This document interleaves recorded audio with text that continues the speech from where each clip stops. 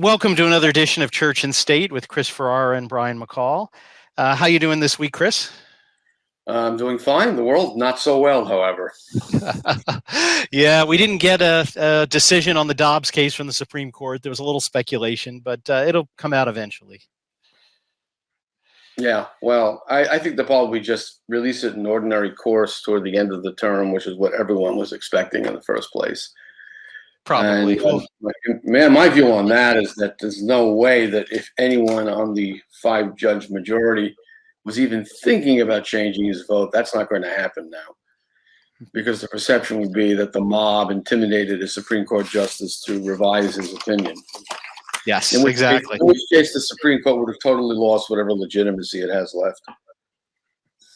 Absolutely. Well, our first story, we're going to turn to China, and it was announced on May 11th that Cardinal Joseph Zen, the longtime prelate in charge of Hong Kong, and Cardinal of the Roman Church, was arrested by the Chinese government under their national security law, which I use the term loosely, their thuggery. He has apparently been released on bail, but is still under investigation, facing potential ramifications. At the same time, 2 priests of the underground church that refused to join the communist-controlled Patriotic Church were also arrested and have supposedly been sent to, quote, re-education facilities.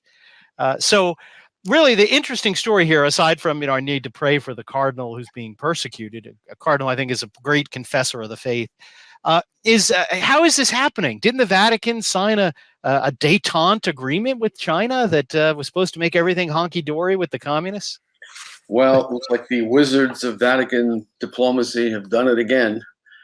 Father Gruner was tireless in his denunciation of this entire policy, of which this agreement is just a reflection, policy of Ostpolitik or Eastpolitik, which is the conciliatory approach to communist regimes in the hope of getting them to leaven their approach to the Catholic Church. That always backfires, of course. You're doing a deal with the devil.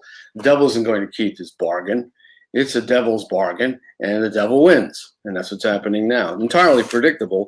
Also entirely predictable is the conspicuous silence of Francis, the great paladin of human rights.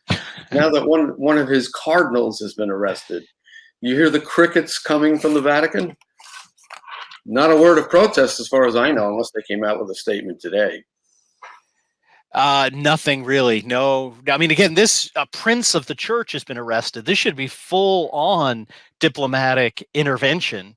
I mean, it'd be, the equivalent of a prime minister in a sense, or a minister, a cabinet minister of a country being arrested. It's just nothing, no real outrage at all. Although not surprising, because when Cardinal Zen, who obviously knows more about China than Pope Francis, having lived and reigned there, tried to speak to Pope Francis about this agreement, he wouldn't even grant him so much as an audience. No, of course not. And now the predictable result is the slow demolition of the underground church in China and its steady replacement by the so-called official church of priests and prelates who are puppets of the regime and who have to pledge allegiance to a regime that has presided over the forced abortion of children. In other words, genocide, slave labor camps, and every imaginable human rights violation. And this is, again, one of the fruits of so-called diplomacy conducted by the Vatican.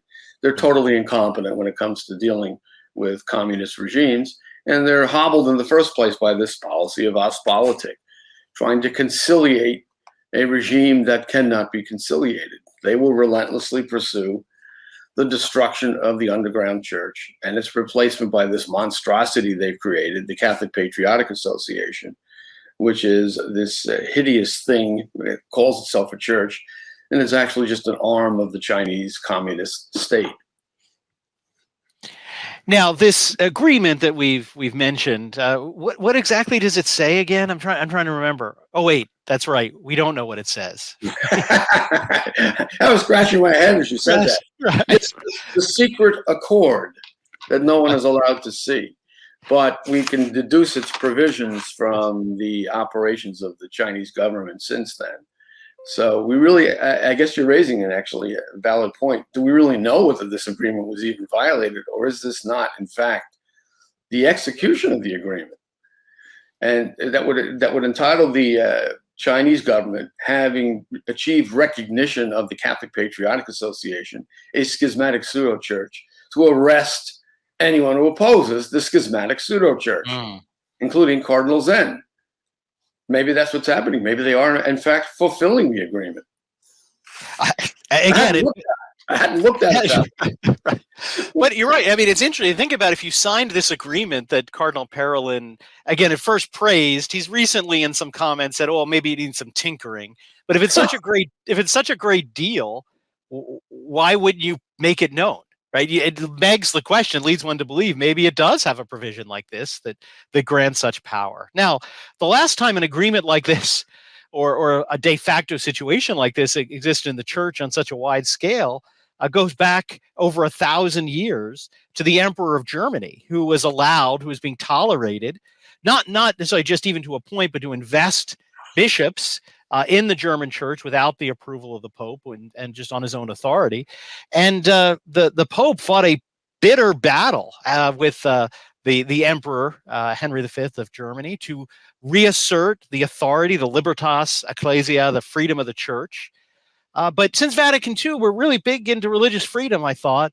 But here, I mean, it's sort of the reversal of that great investiture controversy, the reversal of the freedom of the church and the subservience of the church to the Communist Party, allowing the Communist Party to name bishops of what ostensibly part of the Catholic Church. Well, I think what happens is the Pope gives them a list of names. They have veto power over the Pope's choices. And if they continually exercise their veto power, they eventually get the bishop they want. And of course, the priests of the schismatic pseudo-church, Catholic Patriotic Association, have been legitimated apparently under the terms of this secret agreement. So they are no longer considered to be, if they ever were formally, schismatics. So we don't even have a schismatic church when it's created by the Chinese Communist state and it purports to exercise authority against the authority of the Pope over the selection of bishops and the maintenance of order in this so-called church. There's no schism there. And so, I've said this before, apparently the concept of schism has disappeared entirely from the language of post-conciliar churchmen, except when it comes to the 4 bishops of the Society of St. Pius X. Those are the last schismatics on the face of the earth. Right.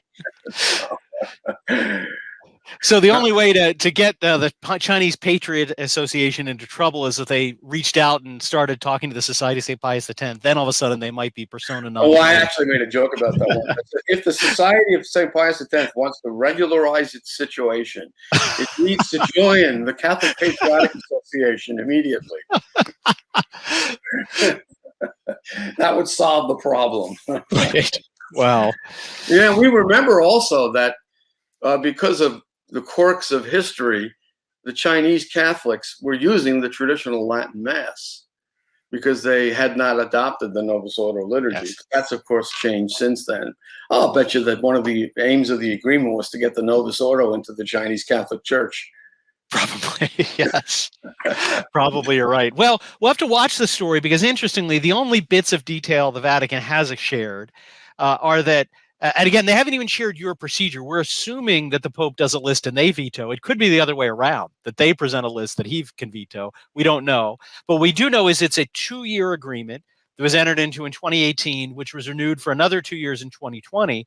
And so September of 2022, just a few months off, this will be up for renewal again. So we'll see, will the Vatican say, hey, since you broke the agreement with Cardinal Zen, we're not renewing it, or as you speculated, will they not have a ground for that because it maybe is part of the agreement? So we'll have to watch the situation and see what develops with it. But really, to move. I should correct myself. I think you're right. Actually, I think it's the reverse of what I said. I think the Pope proposes the list of bishops, or rather, the Chinese government proposes the list of bishops, and the Pope has veto power. But how many times? I have seen it both ways. I think we don't know. Oh, that we really don't know. I guess you're right. What it says, yes, I think we don't. But we'll see. What happens. But certainly, please keep Cardinal Zen in your prayers. He has certainly been an outspoken critic of communism. As I said, I think a great confessor of the faith, has suffered for the faith, has defended the traditional mass, traditional doctrines. But as you said, maybe this is a ploy to push the Novus Ordo in the Chinese church. But on that note, the one thing, although the Pope doesn't have time to meet Cardinal Zen, he has a lot of time to lash out at traditionalists. And in his recent talk to the St. Anselm's in Rome on liturgy, he had more disparaging remarks about a formalistic liturgy that's lifeless and has, nothing, and people are just going through rote motions. Oh, you mean the Novus Ordo? Yeah, no, yeah, one would think. But no, he was talking about the traditional Mass. Well, it's interesting. I don't think this Pope has ever actually been to a Latin Mass community anywhere in the world, because his continual mischaracterizations of them don't bear with any traditional Mass community across the spectrum of those groups that I've seen on 3 continents. And in fact, to sort of prove that, there was a letter that was published this week by a group of altar boys who served the traditional Latin Mass at St. Mary's in Washington, D.C., the church which I believe the late Antonin Scalia was known to frequent for the traditional Mass, Right. Supreme Court Justice, as well as some other famous people. But here's what these altar boys wrote to their bishop, Wilton Gregory, who is still going to implement Pope Francis's diktat on the traditional Mass. He said he's in the process of coming up with rules and regulations. They wrote begging him not to interfere or take away their Mass. I just want to read a few quotes from their letter. They say if their Mass were no longer allowed, it would be like losing something precious, something of ourselves, nearly comparable to losing a loved one. They go on in their letter to say they partake in the mystery of the Eucharist through this Latin Mass. Hopefully, one or more of us will be called to serve our Lord as a priest. There's the letter is signed simply St. Mary's Altar Boys. One other thing they say, again, we don't know, we presumably they're young boys of various ages. They say, we've been going to the Latin Mass of St. Mary's since we were born and have loved it since we were old enough to understand the beauty of it. So this sounds like a lot of people who go, can't understand it, don't have any idea what's going on, have no attachment to it. It's just rigorous formalism. Is that the impression you got from the words of these boys? No, it's a living and vital movement among the young. The Latin Mass Restoration movement is a young people's movement, the Chartres pilgrimage, in which tens of thousands over the years have marched from Paris to Chartres, Notre Dame in Paris to Notre Dame in Chartres, to celebrate the Latin Mass, is overwhelmingly a young people's march. I think the average age of that group is about 18 or 19. And this is what alarms the doddering aristocracy of the post-conciliar revolution, that it's a young people's movement, that their dream is going up in smoke. It never was anything but a nightmare. And they see these young people flocking to the Latin Mass because it's the real thing, and they're terrified by that. Francis cannot understand how young people are attracted to this liturgy. So in his usual fashion, he smeared them all. He said, well, if you just dig, that was his phrase, dig, he says, and you'll find something wrong with these people. There must be a mental disorder. Well, this is the old communist tactic. Anyone who objects to the official government narrative must be insane and must be confined to a loony bin. In this case, in this case, they have to be confined to the Novus Ordo, where the lunatics are in fact running the asylum, which is the situation in the state too. Of course, the lunatics are now fully in charge of the asylum, and the same people are depicted as crazy. No, it's. I think you're right, and to me, a confirmation of this is his blatant attack through Traditionis Custodes and then his henchman's dubious dubia on the subject, that is adamant of keeping the traditional Mass out of sight, hidden. You can't advertise it, get it out of parish churches, put it in a broom cupboard somewhere, off in the far-flung part. Because what it really is an admission is this is true, that this is not just a bunch of old crotchety octogenarians who just are, unable to think about the future, that when it's seen by young people, like these young altar boys in Washington, they have an instant attraction to it. And frankly, by the measures taken is really an admission of that if we don't hide this people are going to like it, as opposed to it just being something nobody really likes anyway. And again, some of these altar boys admit in the letter their parents drive over an hour there and to get to this mass because it's the closest one they can get to. Again, it doesn't sound like people who are lackluster in the faith, but I think that's the problem. I think that's what these rules show. They know this is attractive to people. Well, the parents themselves are young. So let's assume you have an altar boy who's 10 or 15 years old. So the parents are in their mid-30s, maybe at most late 40s. So you have 2 generations already that are returning to liturgical tradition because it's a living thing. And the crotchety old people that you're talking about who are accused of being the promoters of the traditional Latin Mass, actually, those are the people you find at the Novus Ordo in the barely occupied churches. And they're also running the empty seminaries, and they're also presiding over the shutting down of Catholic schools all over the country.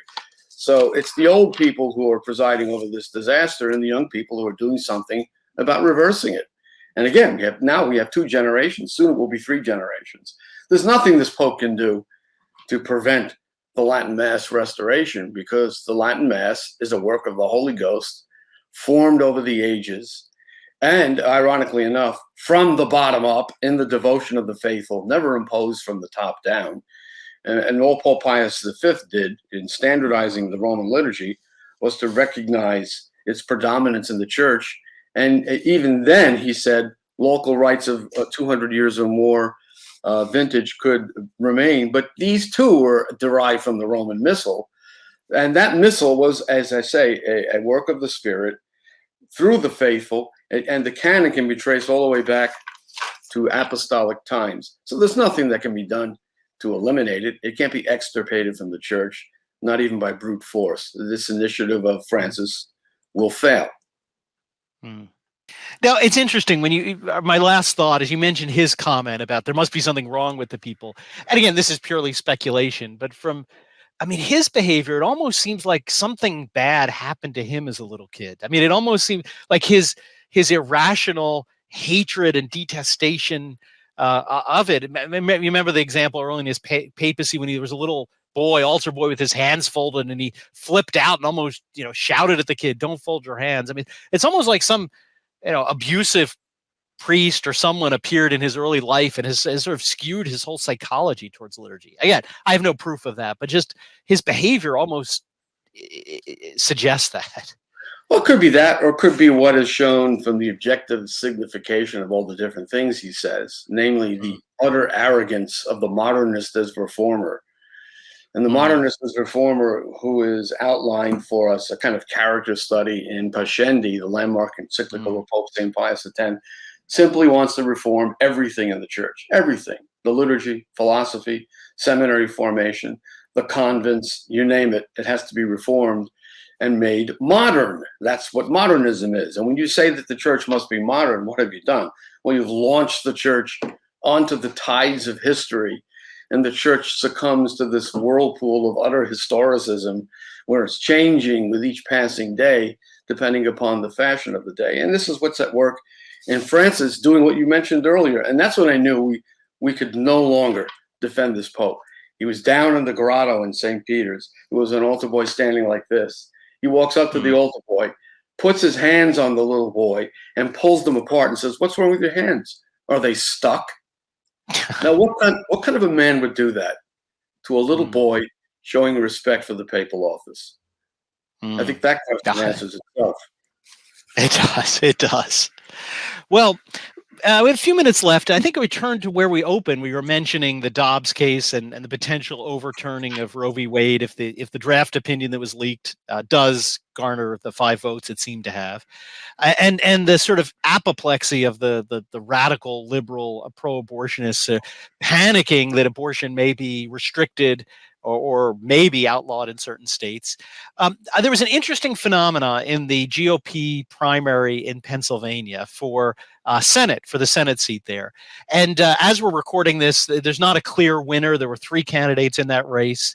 But 2 of them put over $12 million into the race. They were pretty much they were Dr. Oz and McCormick, who was a banker, an investment banker, and a George Bush appointee. But there was a third candidate who, again, it looks like probably won't win. The results aren't in as we record, but who really propelled into a race on a shoestring budget. I think less than $1 million. Pretty unknown. But one of the things that seemed to propel her into the limelight was very interesting and garner lots and lots of support. She told a very personal pro-life story, which is very relevant as states begin perhaps to adopt laws restricting abortion. She revealed that her mother was raped, that she was conceived in rape. Her mother, in a gruesome, horrific crime. Her mother was only 11 years old. So not only rape, but a rape of a child. But she tells the story to say, look, notwithstanding that, I am a person, and my mother let me live. Her family let me live, and now I stand here today, a successful woman, again, running for U.S. Senate. May not win this time around, but a successful woman, and that really resonated with people. That powerful story, which really responds to these people. Oh well, we needed an exception for rape because if you didn't commit a crime, but somebody did, and you were born, you should be punished. So I found this very encouraging, just to see how successful she was in Pennsylvania with this story becoming public. Yeah, it's interesting that there's such a response to a pro-life candidate. There might be questions about the sincerity of certain of her views. I've seen some pretty persuasive evidence that she might have adopted certain conservative positions. Well, who knows? But the point she's making is certainly unanswerable, which is namely that the fact that someone was conceived and raped doesn't deny that person his or her humanity. So how do you justify slaughtering that person in the womb? The whole idea of exceptions to child murder, which is what abortion is, in certain cases, is a fatal concession to the principle that there is a right to eliminate a child in utero, and not only in utero, up to the moment of birth. And now some have even advocated, well, a few days afterwards, why not? I mean, child was conceived in rape, and somehow there was a precipitous labor, and she delivered this child, not expecting that it would come so soon. But now the child was born, and she was a product of rape. So why not infanticide within a certain number of hours of birth? It's actually being seriously proposed by certain so-called ethicists, which is a logical consequence. If you can kill in the womb, why not kill immediately after the child leaves the womb? Why not up to the age of 3, for that matter? Because the child certainly isn't viable at age 1 or 2. So there's no logical stopping point once you justify even one murder of an innocent. And that's what the child in the womb in every single case is, an innocent. And if you can kill one innocent, where do you stop? You don't stop. And that's why Dobbs had to arrive at the conclusion that Roe versus Wade must be reversed, because it's an unprincipled decision. It stands for the proposition that there is a right in the Constitution to kill children in the womb, but that right can't be found in the text. It can't be found in the natural law. It doesn't exist. It's a judicial invention. And so it's an all or nothing proposition. Either we agree that there should be this right to kill in the womb, in which case the entire moral order has been overthrown, or we say, no, there is no such right. Roe versus Wade has to go because it imagines that such a right exists. So I think that it's interesting to note that this case, I'm told by co-counsel in one of the matters I'm handling, was scheduled 12 times, which means that it was distributed to conference, all the materials in the case, and relisted something like 19 times, if I'm not mistaken. Relisting. And maybe explain, what does that mean? I was going to say, explain to our viewers. Scheduling means they haven't gotten around to it yet, so they just distribute it again. Relisting means they've begun discussing it, but they want further discussions, so they relist it, and they relist it, and they relist it. And so if it's repeated relistings produced this opinion, which came out in February, that opinion has to be written in stone at this point after all those relistings. There's no way they're going to list it again and have someone change a vote. As I indicated earlier, if one of the 5 in the majority changed his or her vote now, that would be the end of the Supreme Court, because the perception would be forevermore that if you raise up a mob and scream and yell and protest in front of justices' houses, you can get them to change their votes as if they were elected representatives. Which is why it is a federal crime to protest in front of the home of a judge, juror, or witness in any legal case. I mean, for the obvious reason that you cannot even have the appearance that a decision in the justice system is made because of outside pressure. Well, that's an actual federal crime. It is, yes. And the integrity of the judicial system depends upon justices being free from such influences, Yes. from basically terrorization in their own homes. So Yes. that federal crime, though, is being ignored by the Biden Justice Department. They have no intention of prosecuting these people. But January 6th, that's a different story. Right. And even though we see a videotape clearly allowing these people entry into the facility, in one video, you see the security forces, the Capitol Police, actually pushing people inside the building. Crowd control, and you see them walking around taking pictures and selfies. Even some of them took pictures with the guards. So they were strolling around in the Capitol building. That's an insurrection, you see. And these people all have to rot in jail. It's too bad they can't execute them. That's the attitude of those who are prosecuting, or I should say persecuting them now. But it's okay if you terrorize a Supreme Court justice and threaten him or her. No, and again, this clearly, the Attorney General in name only, Merrick Garland, who's, I think, going to go down as one of the worst Attorney Generals we've ever had, is doing, as you said, nothing. He is allowing federal law to be violated publicly on television and doing nothing. And again, if it weren't for, and I got a lot of criticisms of Mitch McConnell, but if it weren't for his fortitude at the end of the Obama administration, that man would be on the Supreme Court right now. Yeah, not everything about Mitch McConnell is bad. No, again, he's a mixed bag, but you have to give him credit. He's done some good things, but overall, he's an establishment player. Can't be trusted. But no, his determination to prevent Merrick Garland on that court, and again, he would be sitting in Justice Gorsuch's seat right now. What a disaster! His true colors have been shown by just not only this, his investigation of parents at school board meetings as domestic terrorists just prove he has no respect for the Constitution or the law. So yeah, and when I look at the American scene now, including the likes of Garland as Attorney General, and I look at the rise of transgender fanaticism, the mobs screaming for more abortions in the streets, people losing their jobs because they won't take a useless vaccine mandated by a reckless government. When I see all of this, I think, boy, we really actually underestimated the impact of Trump losing the last election. It's obvious that Trump had his thumb in the dike. They pulled this thumb out, and the water has rushed through that small opening, and now the flood tide is loosed everywhere. It's absolute insanity everywhere in this country because the Democrats are controlling the levers of power at the national level. So our only hope, humanly speaking, is in a reversal in November, which at least would make Biden a lame duck president. But boy, oh boy, we really did underestimate just what the stakes were in the last presidential election. Absolutely. Well, humanly speaking, but as we know, there's more than humanly speaking, and Our Lady of Fatima is our answer. She has all of us in her hands, and she will ultimately be able to do much more than Donald Trump or anyone human to bring about a real change of our world, and that being the triumph of the Immaculate Heart. So we can continue to do our part, observing the first Saturdays, saying our daily rosary, that her triumph will come. So, well, there we have it. Thank you, Chris, and look forward to speaking to you in another couple of weeks when we give our view from the Fatima Center on church and state. Take care. God bless.